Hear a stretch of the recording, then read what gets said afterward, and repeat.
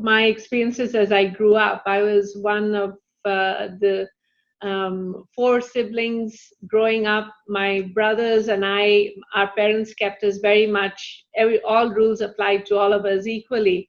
And having that sort of an upbringing where the focus was on your behavior and your ethics, I think that lays a foundation into how we form our value system. My journey through UNICEF in doing the work that excites me, that draws my passion, but also provided me the opportunity to learn and grow.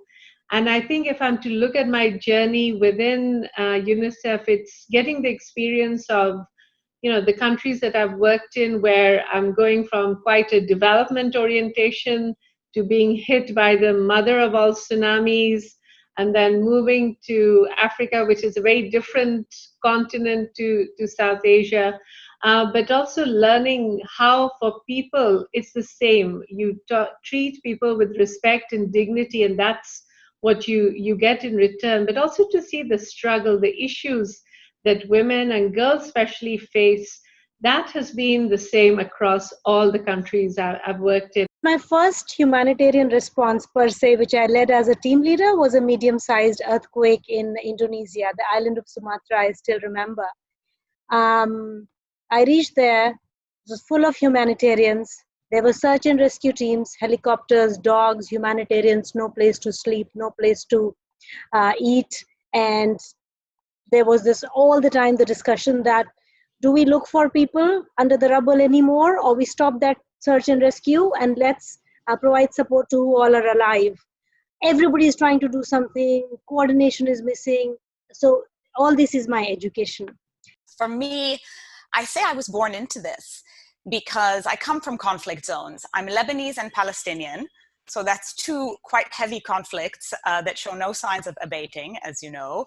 And as a woman, I think you're in a constant state of conflict. I feel like that's an emergency in and of itself. I mean, if you look at our global track record in terms of equality, just existing as a woman in this world is challenging enough. I was in a class by chance, really, called Comparative Women's History. And it was in that class that we studied women's history, yes, but it was a history of violence. And what I saw in that class, images of a bound foot. I learned about female genital mutilation.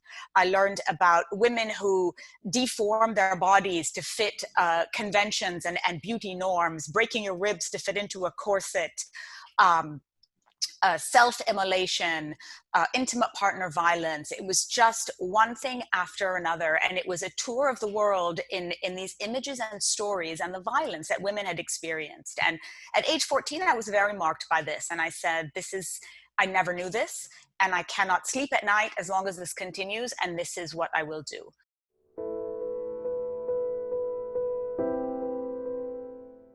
The world has opened up. There is an alternative.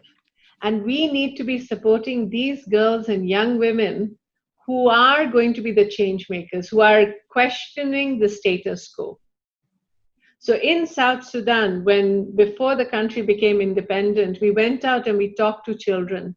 And we said, what is it that you expect from your leaders? 3 things: peace, security, education. Few decades ago, as you would say, women and girls in conflict were forced to endure brutal incidents of violence, sexual violence. They had fewer resources for protection and survival. They lost their loved ones, had to take responsibility, often or sometimes forced to join the combatants, leave everything that they have. However, women and girls are a big part of the solution in terms of actual response, in terms of planning, in terms of finding a solution, and there are n number of examples. I use the barometer of women's safety to measure everything, not just work in the Arab world, but all over the world. Even here now, as I sit in New York, I keep saying, if women are not safe, no one is safe.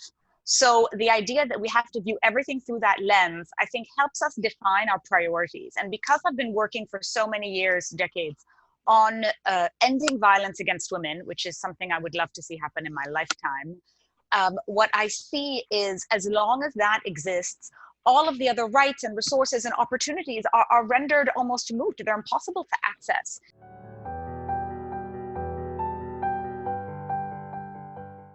So somehow the provisions, the legal side is there, but what it requires is societal movement and societal change, and especially the men standing up and saying, no, we're not going to be taking part in this behavior. So that, for me, is one of the biggest bottlenecks we face. Not having access to services, or not having access to, by services, I don't not only mean commodity like vaccines or food, but I also mean psychosocial support, counseling, referrals for mental health. So that is again a massive barrier when those access channels are cut off. Firstly, I would say violence against women, right? This is the biggest. You know, our bodies, our safety in our homes, in public space, everywhere, number one. Number two, the recognition that we need to achieve, we have the right to achieve some form of independence.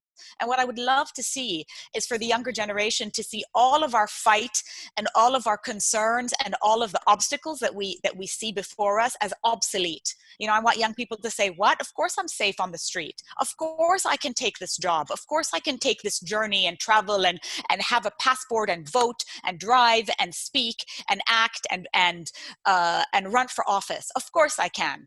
And I'd like to be laughed at as somebody with old-fashioned, outdated ideas, and maybe then I can retire and find a hobby. Imagine that.